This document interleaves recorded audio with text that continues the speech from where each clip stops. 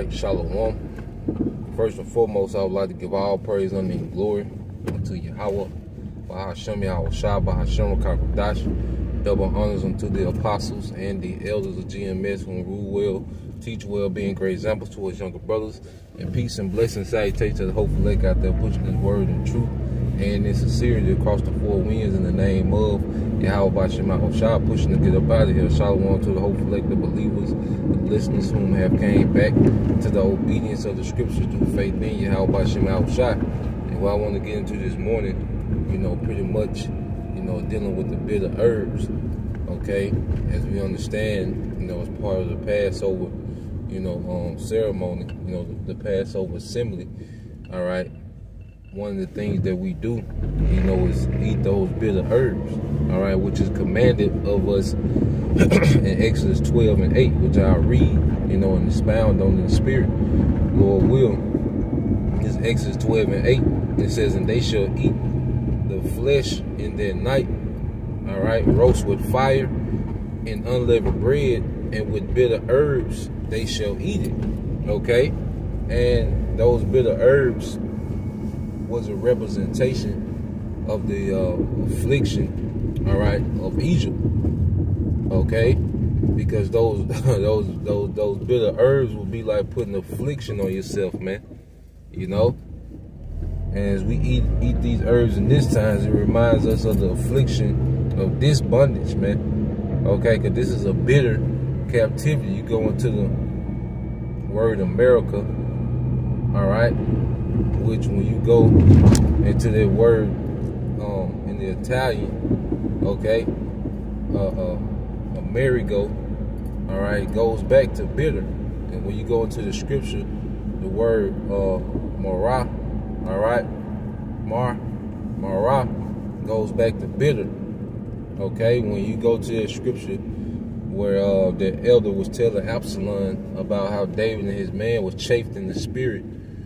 all right, it goes into this same word, Mara, in the Hebrew, which goes back to bitter, okay?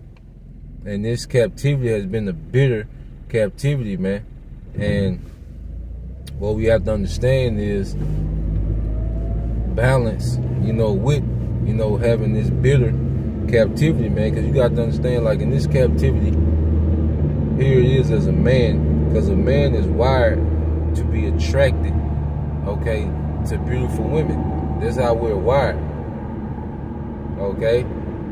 That's a great inspiration for men. Is a beautiful woman. Like, you look in the ancient world and you wonder why would men, take these risks, going to war, okay, doing all these different things. Well, a woman played a big part in that. A beautiful woman, made a part in that, man. He had women that he wanted to protect, with his wife or wives, okay, daughters, cousins, nieces, okay. And then in the ancient world, when you conquer a city, women were spoiled, okay. And that was a major motivator for men, to go to war, okay, when they would send out spies to scope out the city, okay, the resources, the geographical location, as far as trade, all right. And then the women, that city had beautiful women, hey, that was a plus, that's a great inspiration, for men. But we live in a society where, the woman's mind has been so polluted and corrupted to the more, the more beautiful she is, the more pretty she is, the more polluted she is, man. And that's bitter, man, to the point where you pretty much, you see a fine woman, you don't even want to say nothing like that, because all right, 9.9 times out of 10, all right, the mindset she gonna be in, man. She gonna want to be worshipped, her mother skills trash, wife skills trash, for the most part, all right. You got your exceptions and everything, okay. She's gonna be proud, all right. You're gonna be one of many niggas, okay, one of many men, and it's a vexation, man. We live in a society as a man to where you can't be legacy minded. Okay, this society that has us slave minded. Okay, trying to scrap and scrape all the crumbs we can out of this one lifetime, man. We can't be legacy minded and, you know, have sons and train them up and have, you know, our own resources, man. Because as men, all men supposed to have their own thing going on, man. Okay? But in this society, men are demonized and compartmentalized. You got men that have jobs, okay, essential jobs that are essential to the infrastructure to keep, you know, the convenience of day-to-day life going. And they have these jobs to where they can die. There's men that go to work every day and could possibly die. Okay? But they're treated like shit in this society, man. And it's you know, it's multiplied towards the Israelite man. And that's bitter, man. Okay? Degenerate niggas are praised. If them niggas, you know, if niggas start rapping, start playing sports and, you know, those particular things, okay, that wouldn't affect day-to-day life. Okay? But if you let some of these men, okay, that women will look at as average men, if they stop doing their job, the infrastructure will collapse, man. And those same men treat you like trash, man. Okay? And that's bitter, man. As a man, this is a very bitter kingdom. You gotta tiptoe around the earth to be a man. Okay? Old as hell. Alright? But you know, it's a woman you like, you know, y'all vibing, you know, she's single. Okay? You gotta walk around tiptoeing, you know, around the earth. Okay? You gotta be you know, a CIA agent, you know, just to meet for coffee, man. Because of the mindset, all right, and the brainwashing of this beast system, man. Okay, we don't know where our food come from. We eating the you know. If there's a wicked man in control over the food supply, the money supply, and this man ain't right. Okay, tax the hell out you. But you don't get nothing free. You see? Then the wickedness that just goes on, the wickedness that's accepted here, man. Those just, you know, common things, man. It's a whole nother story when you go into the wickedness that's allowed and accepted in this society, man. Okay? The alphabet people have all the rights, you know. If you say something, they can cut up, but if you say something, man, hate crime.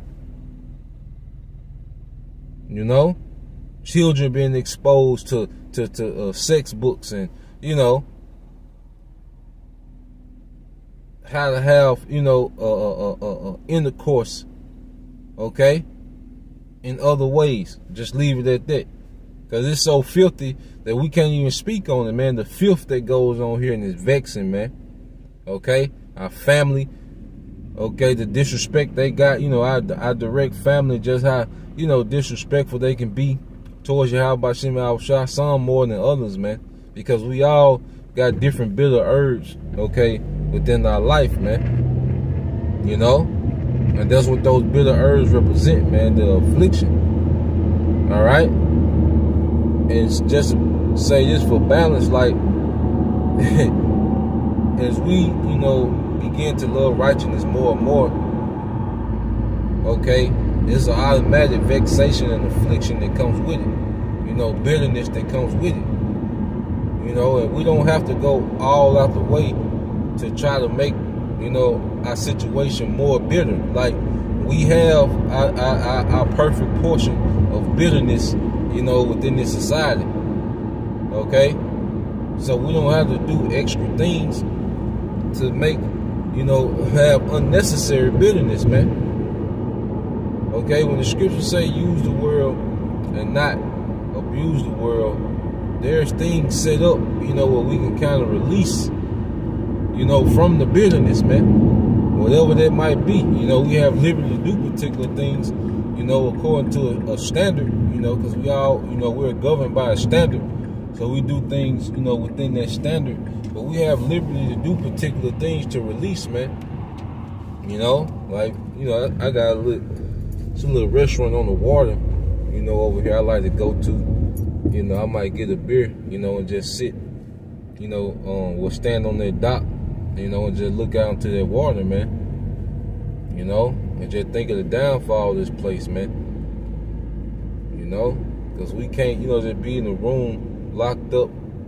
All right, hey, get out and move around, man. Because, like I say, the bitterness there. Like, believe you me, how about Shema Shai gonna make sure that we all get our perfect serving, you know, of bitterness out of this society, man.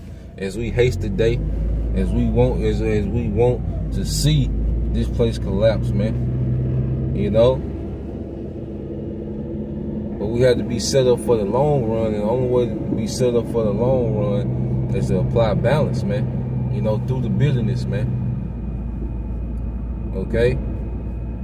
Because the bitterness gonna be there. You ain't gotta, you know, go look for it. You ain't gotta try to manipulate a situation and become bitter. It's there. And sometimes, how about Shema Shai gives us little breaks, man. We gotta, you know, take those breaks, you know, when things be kind of okay. All right? Because he's setting us up for another bitter trial, man. So, you know, don't feel bad when, you know, you just ain't catching a lot of hell and, you know, things are going kind of good. You know, don't feel bad, okay? The Most High, how about Shema Shai just balancing us out, man? Because it can't be just that one way all the time, okay? But it's going to be there, man, okay? As a man, so, man, you as limited as we are as men, okay? There's a constant, you know, bitterness within itself, you know? So, you know, moving forward, just remember, you know, that those bitter herbs represent that affliction, man. Okay, as we get ready to celebrate, it's like reverence, you know, reverence. It's the Passover, okay, reverencing the sacrifice of Yahweh Shai, okay, what he did in ancient Egypt and what he's about to do in spiritual Egypt, man. All right, and throughout the earth, you know, we remember the bitterness, man, of this captivity. So that was the point, man. I just wanted to touch on that.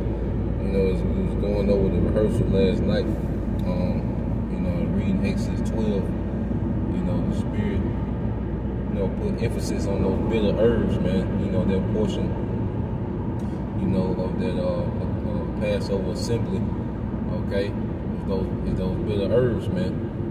You know, so Lord will, you brothers, okay, and you few sisters were edified. Till next time I say Shalom.